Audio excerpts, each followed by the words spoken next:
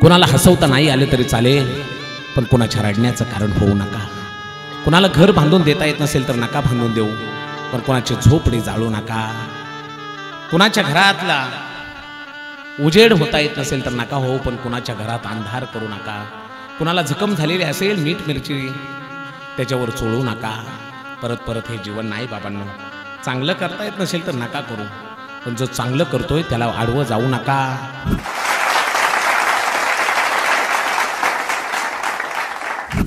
जन्म दुसऱ्याने दिला, नाव दुसऱ्याने ठेवलं, शिक्षण दुसरे देतात, नोकरी दुसरे देतात, इज्जत सुद्धा दुसरेच देतात.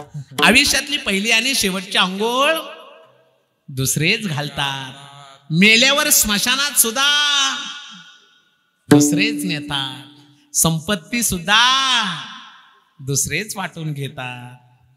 काय आपले करू सत्ता कोणावरी, कोठे स्थिर राहिलो. बदलत राहतय संसरती ती संसार, सारखं बदलत राहतय.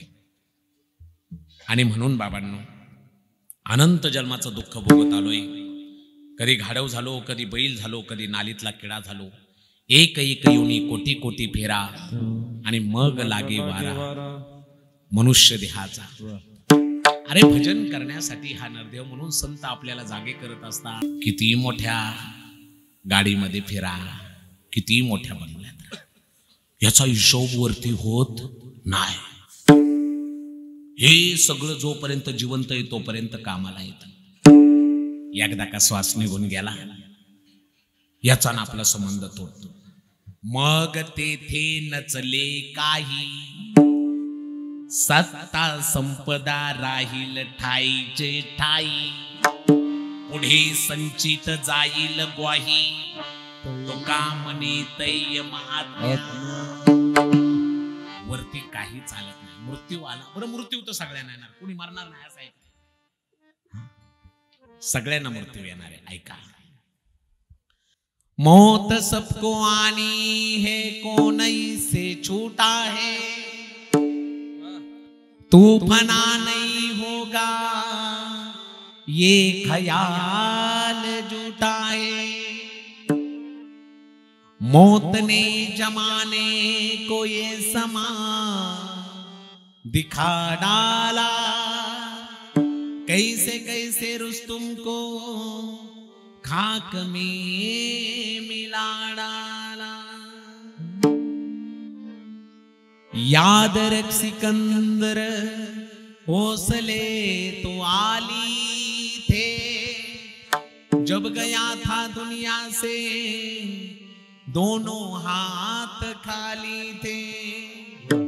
एकाच गावातले दोन माणसं बाईकवर चालली होती. समोरून भरधाव वेगाने ट्रक आला, जागच्या जागेवर दोघांना उडवलं. ऐका, एकाच गावातले असल्यामुळं एका स्मशानभूमीवर त्यांना जाळण्यात आलं. लोक अंतविधी करून घरी निघून गेली. दुसऱ्या दिवशी माणसं सावडायला आली. हो, सावडायला आलेल्या माणसांनी पाहिलं दोन्ही चितेच्या मध्ये एक साधू बसलाय. तो एकदा उजव्या बाजूला पाहतोय, एकदा डाव्या बाजूला पाहतोय, एकदा उजव्या बाजूला पाहतोय, एकदा डाव्या बाजूला पाहतोय. गावातल्या माणसांनी विचारलं, बाबा काय पाहताय हो, एकदा उजव्या बाजूला एकदा डाव्या बाजूला. त्यावेळी त्या साधूने सांगितलं, हा जो माझ्या उजव्या बाजूला आहे तो कोण आहे. बाबा हा आमच्या गावातला अत्यंत अत्यंत अत्यंत श्रीमंत माणूस.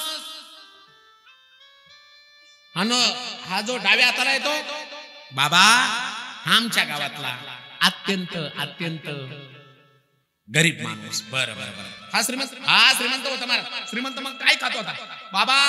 काजू बदामाशिवाय त्यांनी कधी काय खाल्लं नाही. बरं, आणि जो हा गरीब होता तो बाबा शिळ्या भाकरीशिवाय त्याला कधी काय मिळालंच नाही. बरं, तुम्ही मला विचारलंच ना, एकदा उजव्या बाजूला का पाहतोय, डाव्या बाजूला का पाहतोय. याच्यासाठी पाहतोय ज्याने आयुष्यभर काजू बदाम खाले, अरे त्याची शेवटी राखच झाली.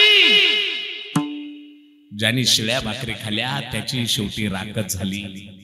आयुष्याच्या शेवटी जर राखच होणार असेल तर का कुणाशी भांडायचं, का कुणावर जळायचं, का कुणावर हसायचं, का का इथून गेल्यावर प्रत्येक गोष्टीचा हिशोब द्यायचा आहे.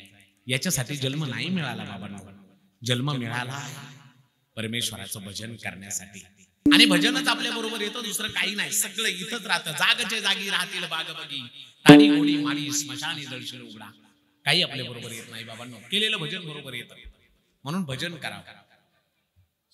शास्त्र सांगतंय शतम विहाय भोक्तव्यम सहस्रम स्नानमाचरेत लक्षम विहाय दातव्यम कोटीम त्यक्ता हरिं भजे. 100 कामं सोडून माणसाने जेवण करावं, 1000 कामं सोडून माणसाने अंघोळ करावी, 1,00,000 कामं सोडून माणसाने दान द्यावं आणि कोट्याधी कामं सोडून माणसाने देवाचं भजन करावं, देवाचं भजन करावं. कारण तेवढंच आपल्या बरोबर येणार आहे. त्याच्यासाठी आनंद द्या. बरं काय वाया जात नाही. प्रपंच किती करा, किती करा, किती करा, शेवटी काही कामाला येत नाही. तुटला आयुष्याचा दोरा एर वाऊगा सगळा पसारा.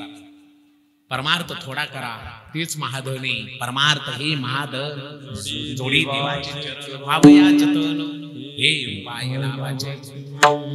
संसारातल्या गोष्टी कामालाच येतील म्हणून सांगता येत नाही. वरती गेल्यावर अजिबात काही चालत नाही.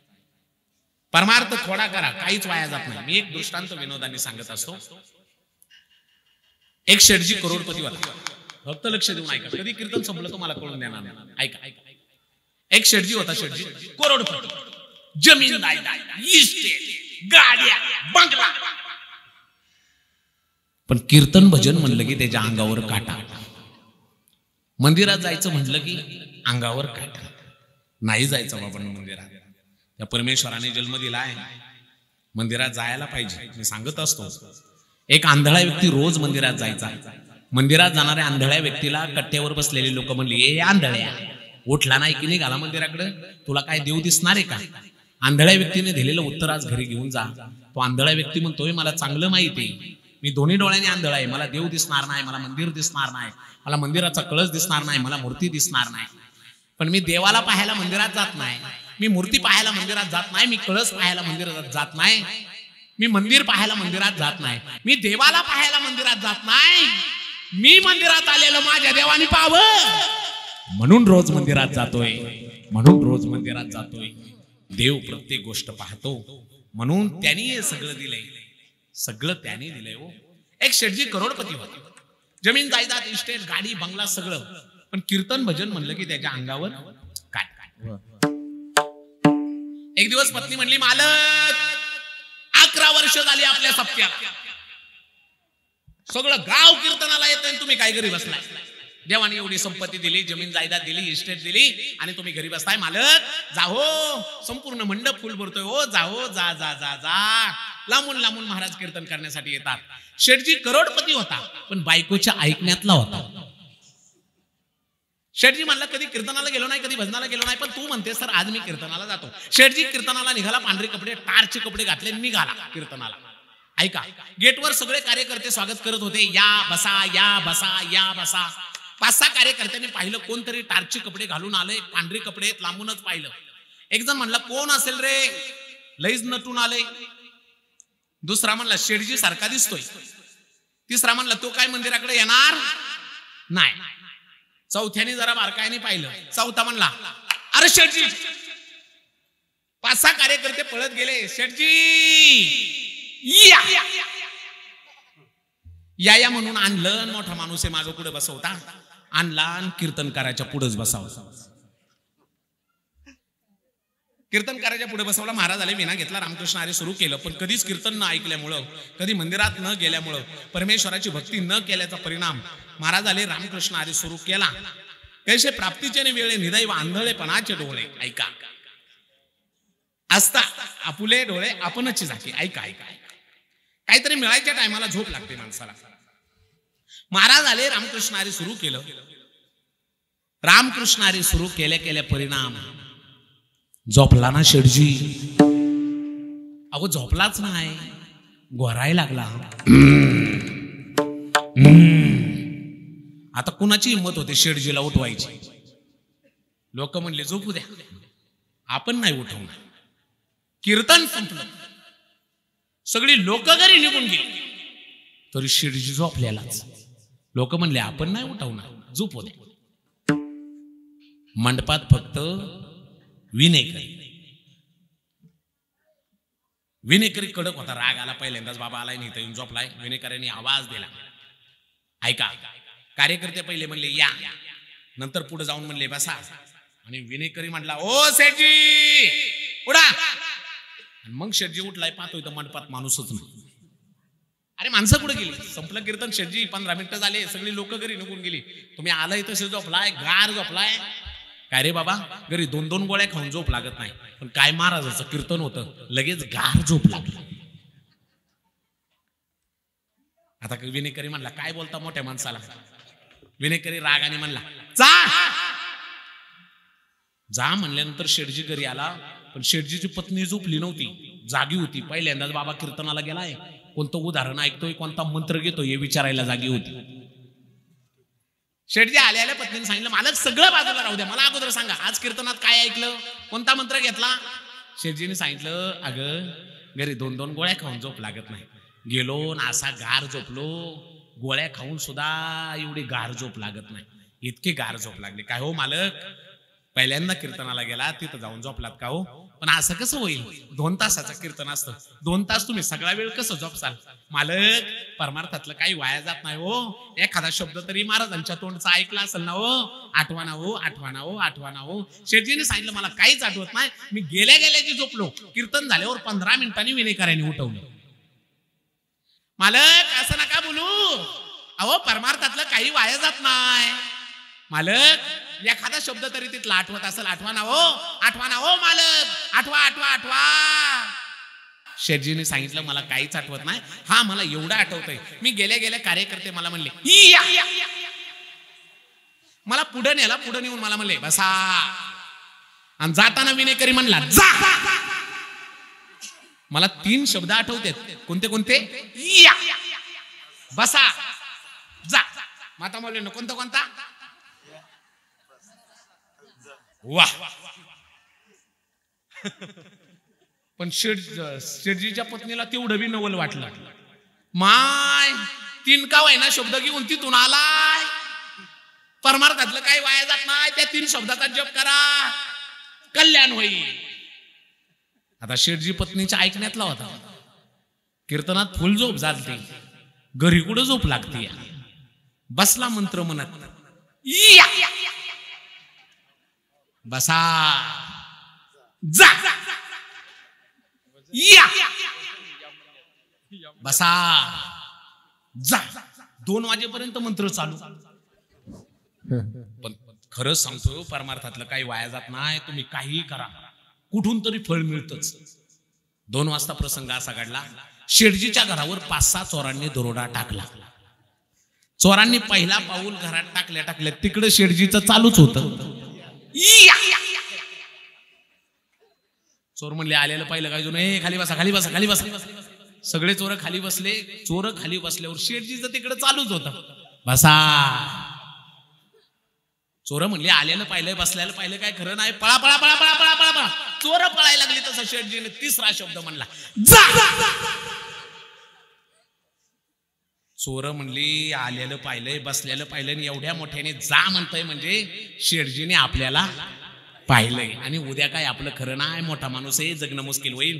चोर म्हणले जाऊन मॅनेज करू आणि आपलं निघून जाऊ. सगळे चोर परत आले. चुकलं हो शेठजी, नव्हतं यायला पाहिजे तुमच्या घरी चोरी करायला, लय मोठी चूक केली. शेठजी म्हणला म्हणजे चोरी करायला आलता काय? ते चुकलं हो शेठजी, मोठी चूक झाली, पुन्हा तुमच्या नादी लागणार नाही, एक वेळेला सोडून द्या, पुन्हा नाही हो. कसं काय आलो तुमच्या घराला, चूक झाली, मोठे माणसं आहे, जगणं मुश्किल होईल, आमचं नाव कुठं घेऊ नका. हवं तर शेठजी आहे बघा, काल एका ठिकाणी चोरी केली होती, ते गाठोडं बरोबरच आहे, ते तुम्हाला ठेवा, पण आमचं नाव कोणाला सांगू नका. शेठजी म्हणला गाठोडं इकडे द्या. गाठोडं घेतलं, चोरानं सांगितलं जा तुमचं नाव कोणाला सांगत नाही. गाठोडं घेऊन पत्नी बसायला, बघ या गाठोड्यामध्ये काय. पत्नीने गाठोडं सोडलं. ऐका माता माऊल्यांनो, सगळं गाठोडं प्युअर सोन्याने भरलेलं होतं, खोटं बोलणार नाही. सगळं गाठोडं सोन्याने भरलेलं होतं. पत्नी म्हणली, मालक 88,000वर तोळा गेला. बरोबर ना?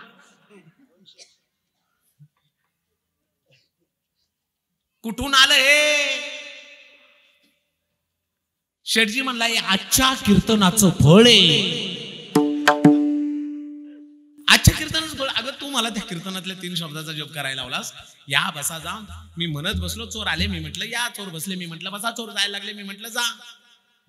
त्यांना वाटलं पाहिलं. ते म्हणले गाठ ओढं ठेवा, आपण आमचं नाव कोणाला सांगू नका. हे बघ, तू सांगितलेल्या कीर्तनातल्या 3 शब्दाचा वारंवार तिथल्या वातावरणातल्या शब्दांचा जप केला तर परमेश्वराने एवढं मोठं सोन्याचं गाठोडं पाठवलं. पत्नीच्या डोळ्यामध्ये अश्रूच्या धारा आल्या. मालक जीवनात कधीच कीर्तनाला गेला नाही, कधी भजनाला गेला नाही. पहिल्यांदा कीर्तनाला गेला, तेही तिथं जाऊन झोपलात. व्यवहारातले निरुपयोगी 3 शब्द घरी घेऊन आलात तर परमेश्वराने एवढं मोठं सोन्याचं गाठोडं पाठवलं. मालक ऐका, मालक ऐका, मालक ऐका. यदा कदाचित त्याच कीर्तनात बसून न झोपता जर संपूर्ण कीर्तन ऐकलं असतं आणि परमेश्वराचं भजन केलं असतं तर जगाचा मालक पांडुरंग परमात्मा भेटला असता. पांडुरंग परमात्मा भेटला असता. विठ्ठल भेटला असता. परमार्थातलं काही वाया जात नाही. भक्ती करण्यासाठी हा नरदेह मिळालाय बाबा.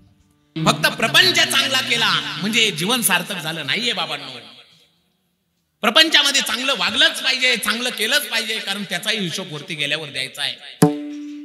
तुम्ही काही करा, अंधारात करा, उजाडात करा, पाप केलेलं त्याचा हिशोब तुम्हाला वाटतंय कोणी पाप नाही. मन जाणे पापा तुका म्हणे माय बापा. तुम्ही काय केले हे तुमच्या मनाला पक्क माहित असतं. तुम्ही किती रुबाब करून मिरवा, तुम्ही काय पाप केले तुमच्या मनाला माहित असतं. मन वेळोवेळी सांगता, रे तू किती मिरव चांगला आहे म्हणून, पण तू हे केलंयस हे विसरू नकोस.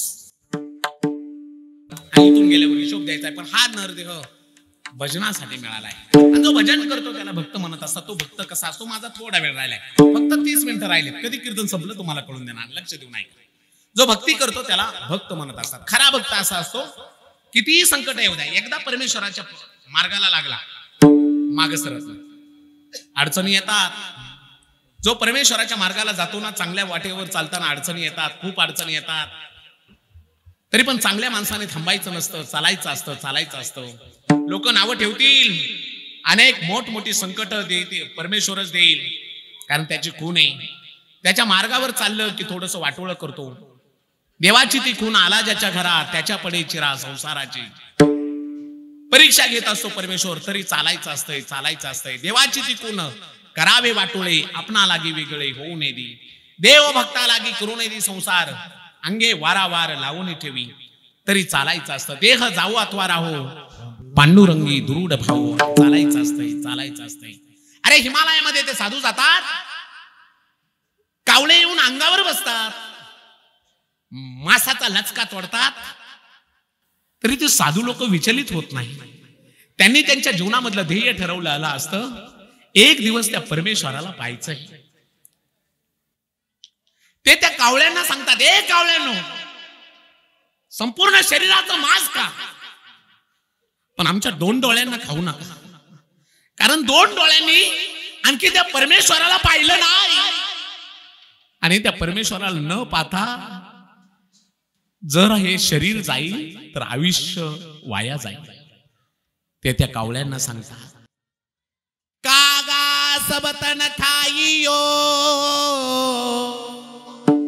चुन चुन कर खाइयो मांस, दो नैना छोड़ दियो, पिया मिलन की आस. खरा भक्त भक्ती करताना किती संकट आले तरी माग सरत नाही बाबांनो. माऊली ज्ञानोबारा सांगतात, शस्त्रेवरी तोडलिया का देह आगी माझी पडलिया, चित्त महासुखी पवडलिया, चिवूची नाही मेरू पर्वताउनी थोरे, देह दुःखाचे डोंगरे, दाटी जो कापडी भारे, परिचित्तन दाटे. परमेश्वराची भक्ती करताना मेरू पर्वतासारखं दांडग दुःख आलं, शरीर आगीने जळालं काय. कोणी कापलं काय, ज्याच्या चित्तावर येत किंचितही परिणाम होत नाही असा भक्त शरीरावर उदास असतो. एक उदाहरण देतो. किती उदास, किती उदास, किती उदास. एका भक्ताला पत्नीने सांगितलं, मालक पाण्याला जाऊन येते, बारक्या पोरावर लक्ष ठेवा. तो भक्त भजन करत होता, गारा तोडवायचं काम चालू होतं, भजन चालू आहे. ऐका, पोटचं पोरग पाय आलं तरी शरीराची जाण नाहीये. भक्त ऐसे जाना जे देही उदास, गेली आशा पाश निवारून.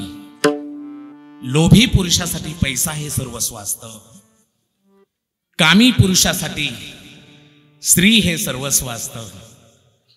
एका पतिव्रतेसाठी तिचा पती हेच सर्वस्व असतं. पतिव्रता तिला म्हणायचं, आपल्या मालकाशिवाय, आपल्या पतीशिवाय जिच्या हृदय पटलावर दुसऱ्या पुरुषाचं चित्र सुद्धा उमटत नाही, तिला म्हणायचं पतिव्रता.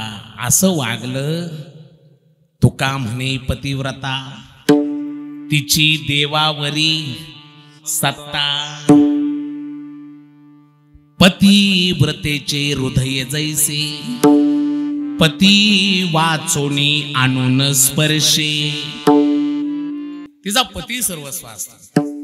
आम्हा नारायण तैशा परी. पतिव्रता आपल्या पतीशिवाय दुसऱ्या पुरुषाचा विचार करत नाही, फक्त विषय तिचा पती.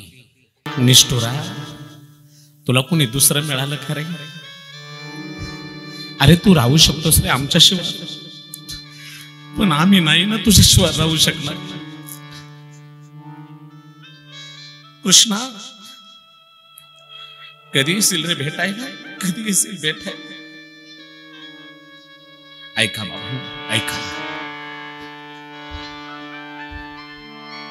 रोज रडायच्या. एक दिवस भगवान श्रीकृष्ण रडत असताना उद्धवाने पाहिलं.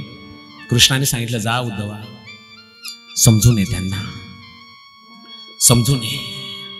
त्यांना सांग रडू नका, तुम्ही घरदार सोडले, बायका पोरं सोडले, नावडे जनधन माता पिता. ऐका. उद्धव आला आणि मग एक गवळण रांगोळी काढत होती, रडत रडत कृष्णाचं चित्र काढत होती. उद्धवाने ते चित्र पाहिलं. प्रत्यक्ष त्यात कृष्णाचं तेज येत होतं. ए काही सुंदर रांगोळी काढलीस ग. नाव काय तुझं? माझं नाव चित्रगंधा. चित्रगंधा, नावाप्रमाणेच रांगोळी काढलीस, सुंदर रांगोळी काढलीस ग. पण ऐक ना, सगळी रांगोळी चांगली काढली, सगळं कृष्णाचं चित्र चांगलं काढलंस.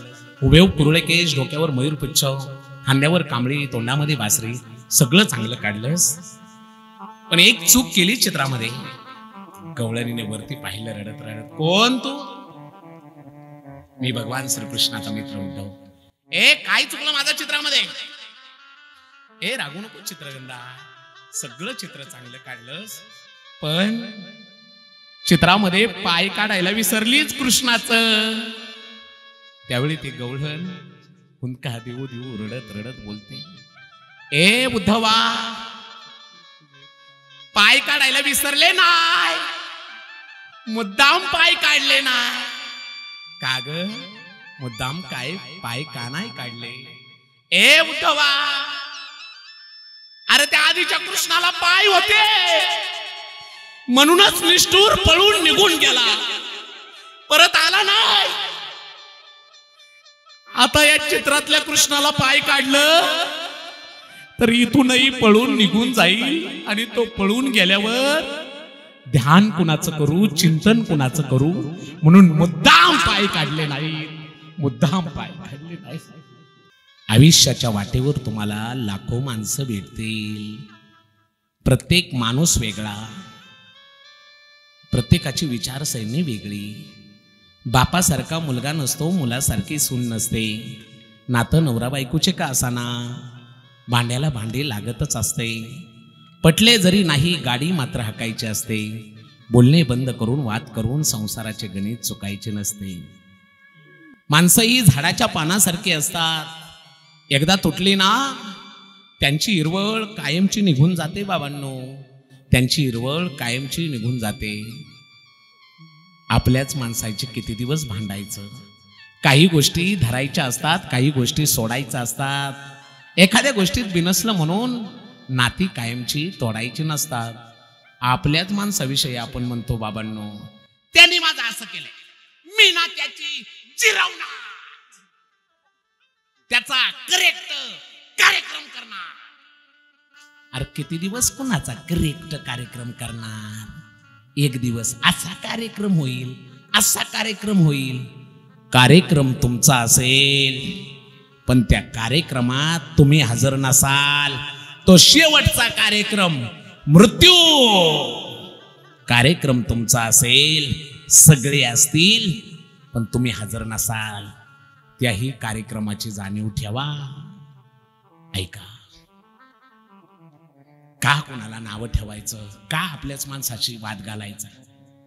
माणसांचं असं जिवंत असताना कधीच म्हणत नाही चांगला आहे, मेल्यावर म्हणतात लय चांगला होता. जिवंत असताना अडचणीत असल्यावर हाक मारल्यावर म्हणतात वेळ नाही. मेल्यावर मात्र कावळा शिवेपर्यंत थांबायचे कष्ट घेतात. जिवंत असताना आपलीच माणसं आपल्या माणसाचा पाय वाढतात आणि मेल्यावर मात्र उचलून नेतात. गजब की एकता देखी जमाने की, जिंदों को गिराने की और मुर्दों को उठाने की. परत परत हे जीवन नाही बाबांनो. चांगलं कर्म करा. चांगलं केलं तर त्याचं फळ वाईट चांगलं मिळणार आहे, वाईट केलं तर त्याचं फळ वाईट मिळणार आहे. आज तुम्ही एखाद्याचं वाईट करा, तुमचं वाईट होणार. आज तुम्ही एखाद्याचं वाईट पहा, तुमचं वाईट होणार. अवश्यमेव भोक्तव्यम कृतम कर्म शुभाशुभम. हनुमान प्रभूचं मंदिर आहे म्हणून सांगतोय, ऐका. हनुमान प्रभू लंकेमध्ये गेले. लंकेमध्ये गेल्यानंतर रावणाचा आणि हनुमान प्रभूचा संवाद चालला. संवादातून वाद निर्माण झाला. रावणाला राग आला, एवढूस वानर मला आव्हान देत आहे, पकडा रे त्या माकडाला, जाळा त्याची शिपूट. चिंध्या आणल्या आणि शिपटीला बांधल्या. पण हनुमान प्रभू येते. आणलेल्या चिंध्या संपल्या. हनुमान प्रभूंची शिपूट मोठी मोठी मोठी होऊ लागली. ते रावणाला आणखी राग आला, मला आव्हान, एवढंच वानर. लंकेतील वारडातील घराघरातून चिंध्या येऊ द्या. एवढंच वानर किती शिपूट मोठी करतय पाहू. आता महाराज घराघरातून चिंध्या, सगळ्या घराघरातून चिंध्या, घराघरातून शिपूट जाळायला चिंध्या. लक्ष देऊन ऐका. ज्यांना वाटतं दुसऱ्याचं जळावं त्यांच्यासाठी वाट सांगतोय. घराघरातून चिंध्या, घराघरातून चिंध्या. कुणाला? शिपूट जाळायला. सगळ्या घरातल्यांनी चिंध्या दिल्या. काही मोजक्या घरातल्यांनी चिंध्या दिल्या नाहीत. त्या घरातली लोक म्हणली कशाला कुणाची शिपूट जाळायचे. चिंध्या दिल्या नाही. आणलेल्या चिंध्या शिपटीला बांधल्या, आग लावली. हनुमान प्रभूंनी उड्डाण केलं. सगळी लंका जळाली. पण ऐका हंडेवाडीकर, लंका जळाल्यानंतर शेवटचा निकाल असा आला, ज्या ज्या घरातून शिपूट जाळायला चिंध्या आल्या, शास्त्रातलं सांगतोय खोटं नाही, ज्या ज्या घरातून शिपूट जाळायला चिंध्या आल्या ती घर जळून खाक झाली. ज्या घरातून चिंध्या आल्या नाही त्या घराला आगीचा स्पर्श झाला नाही. याचाच अर्थ तुम्ही जर कुणाचं वाईट करतच नसाल तर देवाची सुद्धा हिम्मत नाहीये तुमचं वाईट करण्याची, तुमचं वाईट करण्याची, तुमचं वाईट करण्याची. आणि म्हणून चांगल्या कामाला सहकार्य करावं. कुणाला हसवता नाही आलं तरी चालेल, पण कुणाच्या रडण्याचं कारण होऊ नका. कुणाला घर बांधून देता येत नसेल तर नका बांधून देऊ, पण कुणाची झोपडी जाळू नका. कुणाच्या घरातला उजेड होता येत नसेल तर नका हो, पण कुणाच्या घरात अंधार करू नका. कुणाला जखम झालेली असेल मीठ मिरची त्याच्यावर चोळू नका. परत परत हे जीवन नाही बाबांनो. चांगलं करता येत नसेल तर नका करू, पण जो चांगलं करतोय त्याला आडवं जाऊ नका, आडवं जाऊ नका. लक्ष देऊन ऐका. एकच 2 मिनिटाचं उदाहरण सांगतो महाराज आणि मी थांबतो. ऐका. चांगल्या कामाला सहकार्य करावं. किती सहकार्य करावं ऐका. तुम्ही आल्या आल्या छत्रपती शिवाजी महाराजांच्या प्रतिमेला मूर्तीला हार घालण्यासाठी हे केलं म्हणून हे उदाहरण सांगतोय आणि माझं कीर्तन सोडून देतो. ऐका बाबांनो. 1660 डिसेंबर महिन्यात 1660 पन्हाळ्यावर भगवा फडकला. छत्रपती शिवाजी महाराजांनी पन्हाळ्यावर भगवा फडकवला. ऐका, पन्हाळ्याच्या पायथ्याच्या लोकांना कळालं, अरे स्वराज्य आलं, आमच्या शिवबाने स्वराज्य आणलं. पन्हाळ्याच्या पायथ्याची तरणी बांडपोरं स्वराज्यामध्ये सामील होऊ लागली. त्याच तरण्या बांडपोरामध्ये एक नावी समाजाचा शिवा काशी, नाव शिवा, चालायचा छत्रपती शिवाजी महाराजांसारखा, बोलायचा सुद्धा छत्रपती शिवाजी महाराजांसारखा. ऐका, दाढी छत्रपती शिवाजी महाराजांसारखी, मिशा छत्रपती शिवाजी महाराजांसारख्या. ऐका ना बाबांनो, दाढी छत्रपती शिवाजी महाराजांसारखी, मिशा छत्रपती शिवाजी महाराजांसारख्या. डोक्यामध्ये फक्त एकच नाद, जगावं तर वाघासारखं आणि लढावं तर छत्रपती शिवाजी राजासारखं. छत्रपती शिवाजी राजासारखं. ऐका ना, जानेवारी महिन्यामध्ये ही पोरं सामील झाली मावळा म्हणून, आणि फेब्रुवारी महिन्यामध्ये सिद्धी जोहर नावाच्या शत्रूने 65,000 शत्रू घेऊन पन्हाळ्याला वेढा दिला. वेढा इतका कडक होता, छत्रपती शिवाजी महाराजांना अवघे 1200 मावळे 65,000 शत्रूंनी वेढा दिला होता. छत्रपती शिवाजी महाराजांनी बाहेर पडण्याचा अनेक प्रयत्न केला, पण एवढ्या मोठ्या शत्रू पुढे काही चालत नाहीये. छत्रपती शिवाजी महाराजांना कळालं, आता इथं शक्ती कामाला येणार नाही, आता इथं शक्तीपेक्षा युक्ती वापरली पाहिजे. गडावरून 2 पालख्या काढायच्या, एका पालखीत आपण बसायचं, दुसऱ्या पालखीत आपल्यासारखाच दिसणारा एखादा मावळा बसवायचा. ठरलं निवेदन. पण दुसऱ्या पालखीत बसणार कोण? ऐका, त्यावेळेला एका मावळ्याने सांगितलं, राज नुकताच भरती झालेला नावी समाजाचा शिवा, तुमच्यासारखी दाढी ठेवतो, तुमच्यासारख्या मिशा, लई रुबाबात चालतो, तुमच्यासारखा बोलण्याचा प्रयत्न करतो, लई श्रद्धा राज तुमच्यावर, तुमच्यासाठी नक्की तो जीव द्यायला जाईल हो, त्या सिद्धी जोहरला सामोरे जाईल. बोलणं धाडवलं, बोलवण्यात आलं. शिवा काशीत आला. मला राजांनी बोलवलंय, पळतच आला, रांगडा गडी मुजरा केला. मुजरा की हो राज, मुजरा. हे शिवा, मावळे म्हणतात तो आमच्यासारखा दिसतो, आमच्यासारखा बोलतो, आमच्यासारख्या मिशा ठेवतो, आमच्यासारखी दाढी ठेवतो. एकदा मला पाहायचंय तू कसा दिसतोस. माझी कपडे घालशील, माझी कमरेला भवानी तलवार लावशील, माझा डोक्यात मुकुट घालशील. राज, तुमची कापड घातल्यावर या जीवनाचं सार्थक होईल. ती कापड द्या ना हो मला घालायला. राज, तुमच्या कमरेची भवानी तलवार द्या ना हो मला लावायला. राज, तुमच्या डोक्याचा जिरोटोप द्या ना हो मला घालायला. राजांनी सांगितलं, जा, दिली तुला. आत गेला, कापड घातली, कमरेला भवानी तलवार लावली, जिरोटोप अंगावर घातला, राजांच्या समोर आला. मुजरा की हो राज, मुजरा.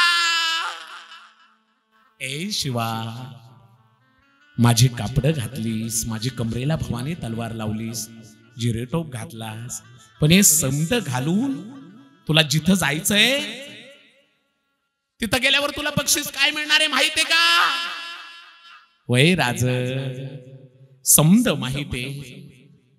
तुमची कापड घालून, कमरेला भवानी तलवार लावून, तुमचा जिरेटॉप घालून मला जिथं जायचंय तिथं गेल्यावर मला बक्षीस मिळणार आहे, मृत्यू. पण राज,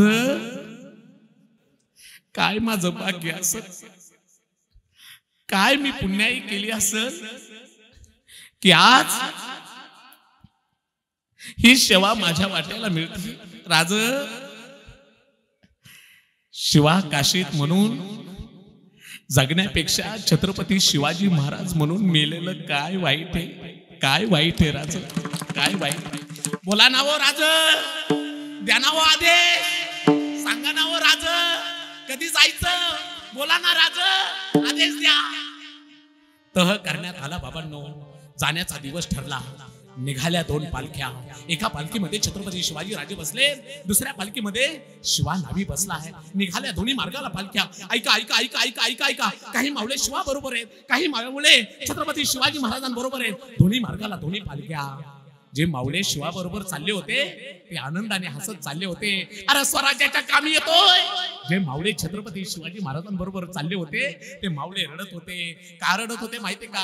अरे ही आपली माणसं पण मरण्यासाठी चालले. रडत होती हो, रडत होती. तेवढ्या छत्रपती शिवाजी महाराजांनी शिवाकडे पाहिलं. अरे डौलात चाललेला माझा शिवा, काळाच्या झबड्या. डोळ्यातून पाणी आलं छत्रपती शिवाजी महाराजांच्या. अरे नुकतंच्या पोराचं लग्न झालंय. काय सांगू याच्या बायकोला, काय सांगू याच्या आईला, काय सांगू. ऐका त्यावेळेला, ऐका छत्रपती शिवाजी महाराजांनी पालखी थांबवली. शिवाची, हे शिवा थांब थांब. पालखी थांबली बाबांनो. ऐका लक्ष देऊन. पालखी थांबली. शिवा छत्रपती शिवाजी महाराजांच्या जवळ आला. हात जोडले. राजांनी त्याच्या हाताला धरलं. शिवा चल, आता आता जे काय होईल ते आपल्या समजाचं होईल. चल शिवा, चल आमच्या बरोबर, चल. राजांच्या हातातून हात काढला. राज आता परत नाही, राज आता परत नाही. राज ज्या क्षणाला ही तुमची कापड लागली ना माझ्या अंगाला, राज त्या क्षणाला हा शिवा मेला. आता राहिलाय तो फक्त तुमचा आत्मा, आणि तोही माझ्या शिवाजी राजाच्या चरणावर वाहिलाय. तो माझ्या शिवाजी राजाच्या चरणावर वाहिलाय. राज तुम्हाला वाटत असेल मी काळाच्या झबड्यात चाललोय, पण राज मला तर पुढं स्वर्गच दिसतोय. कारण राज मेल्यावर लोक सांगतात हा असा जगला, तो तसा जगला, पण राज माझ्याविषयी लोक बोलतील अरे हा नावी समाजाचा शिवा, अरे लय बिलंदर, मरताना सुद्धा छत्रपती शिवाजी राजाच्या मरणाने मेला. छत्रपती शिवाजी राजाच्या मरणाने मेला. छत्रपती शिवाजी राजाच्या मरणाने मेला. ऐका ना बाबा, ऐका. सांगायचा मुद्दा. गेला तो, त्याच्या खांडोळ्या खांडोळ्या केल्या. सापडला तो. विचारत होता ओ तो सिद्धी जोहर, बोल तू है शिवा, आ मैं हूं शिवा. आखिरी बार पूछता हूं, बोल तू है शिवा. शेवटी कळालं तो शिवा नाही, मरता मरता बोलून गेला. अरे जन्माला जरी शिवा नावी म्हणून आलो असलं म्हणून काय झालं, मरताना छत्रपती शिवाजी राजा म्हणून मरतोय. छत्रपती शिवाजी राजा म्हणून मरतोय. छत्रपती शिवाजी राजा म्हणून मरतोय. स्वराज्याच्या कामी आला. बोलता बोलता बोलून गेला, राज मी मरे पण हजारो दिवस जिवंत राहील. का? चांगल्या कार्यात मदत केली म्हणून. मावळ्याचं उदाहरण सांगितलं. सत्कर्म होत होतं, स्वराज्य घडवायचं होतं. अरे भयानक परिस्थिती होती. आई देखत मुलीची तर मुली देखत आईची, आई देखत मुलीची तर मुली देखत आईची इज्जत लुटल्या जात होती.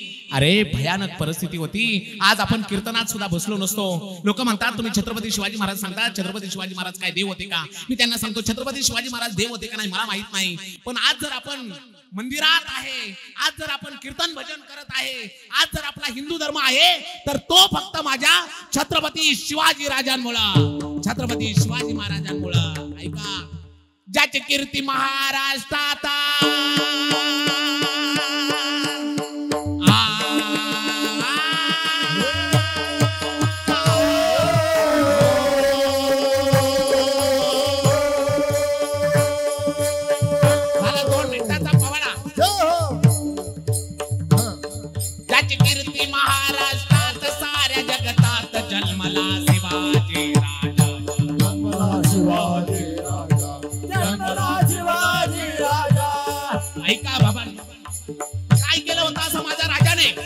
त्यांच्यासाठी माणसाने मरायला तयार व्हावं.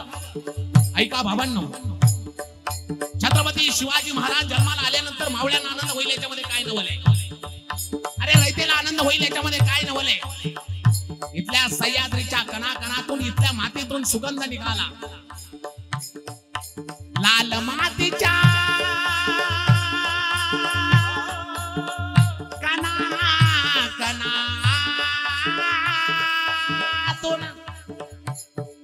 सुगंध दरवळला.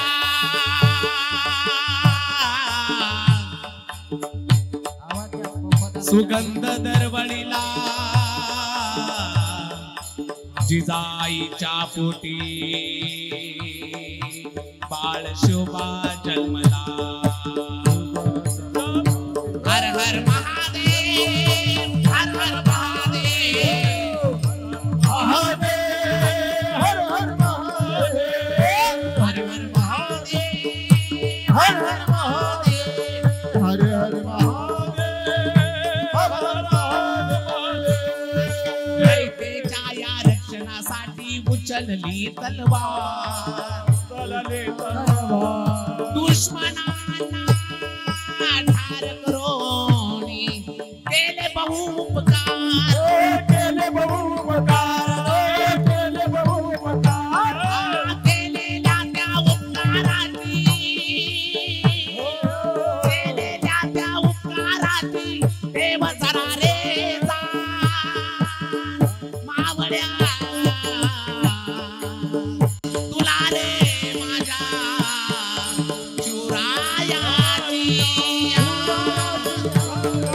एकदा हात वरती, सगळे हात वरती. हा शिवरायाची आन, तुला रे शिवरायाची आन, शिवरायाची आन, शिवरायाची आन. हर हर महादेव, हर हर महादेव, हर हर महादेव, हर हर महादेव. हा बोलू अजून. हर हर महादेव, हर हर महादेव, हर हर महादेव, हर हर महादेव. अरे काय जगला माझा राजा? ऐका बाबांनो, ऐका. कसा होता माझा राजा? ऐका. शरीर माणसाचं पण काळीज वाघाचा. शरीर माणसाचं पण काळीज वाघाचा. अरे हेच तर त्यांची आदा. म्हणून सगळं जग माझ्या छत्रपती शिवाजी राजावर फिदा. माझ्या छत्रपती शिवाजी राजावर फिदा. पेटवली रांगणे द्यायची जवला मातीसाठी. पेटवली रांगणे द्यायची जवला मातीसाठी. मरणाच्या दारात माझा राजा लढत होता. प्रत्येक जातीसाठी, प्रत्येक जातीसाठी, प्रत्येक जातीसाठी. ऐका बाबांनो, अरे बायकोच्या स्वप्नासाठी जगणारे खूप आहे. अरे बायकोच्या स्वप्नासाठी महाल बांधणारे खूप आहेत. पण आईच्या स्वप्नासाठी स्वराज्य निर्माण करणारा राजा म्हणजे छत्रपती शिवाजी महाराज. छत्रपती शिवाजी महाराज. अरे काय माझ्या राजाचं चारित्र्य ऐका बाबांनो.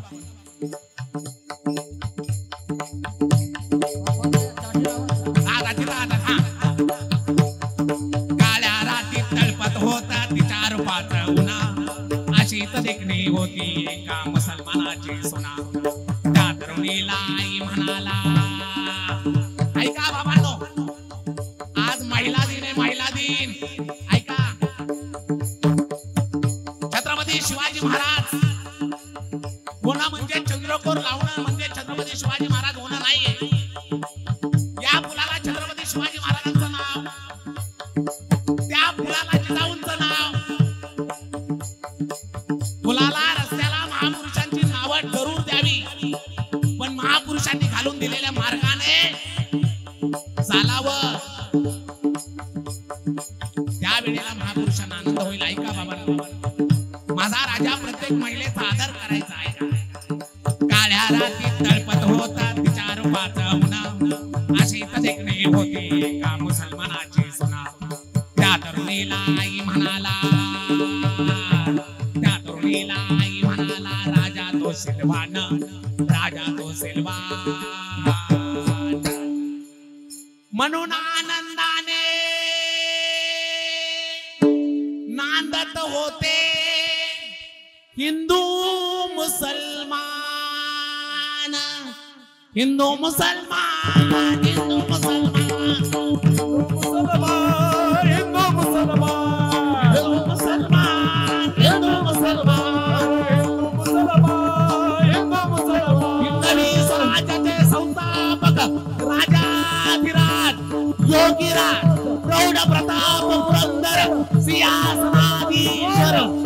जोगीराज श्री श्री श्री श्री श्री छत्रपती शिवाजी महाराज की।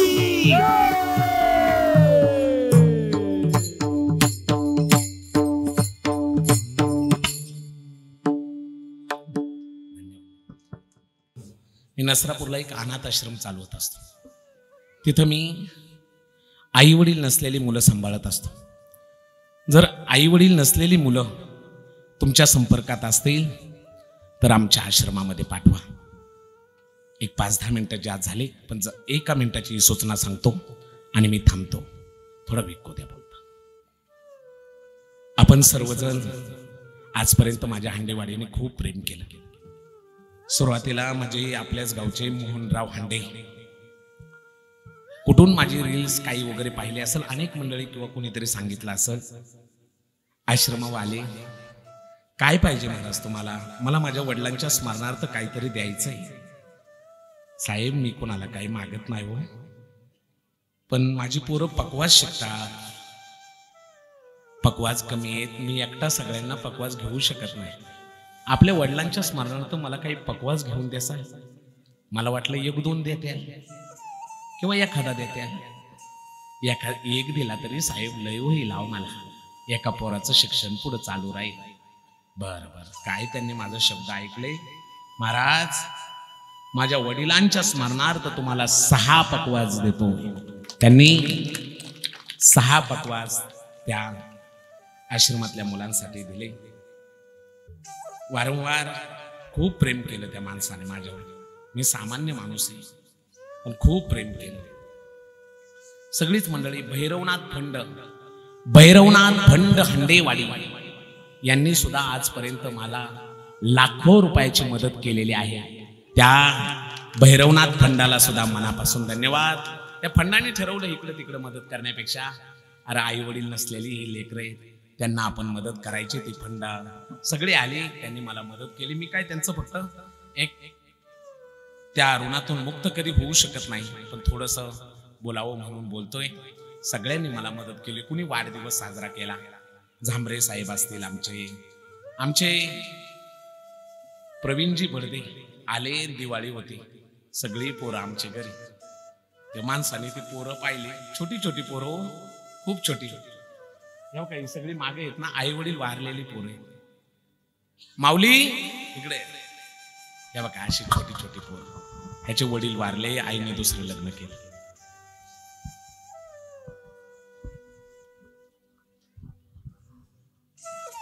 तो कुठला आहे? नातूर करमतय का तो? करंत किती दिवस राहणार माझ्यापाशी? 5 दिवस. अशी पोरं हे वर्ष झालं माझ्याकडे. अशी पोरं आमच्या आश्रमामध्ये असतात.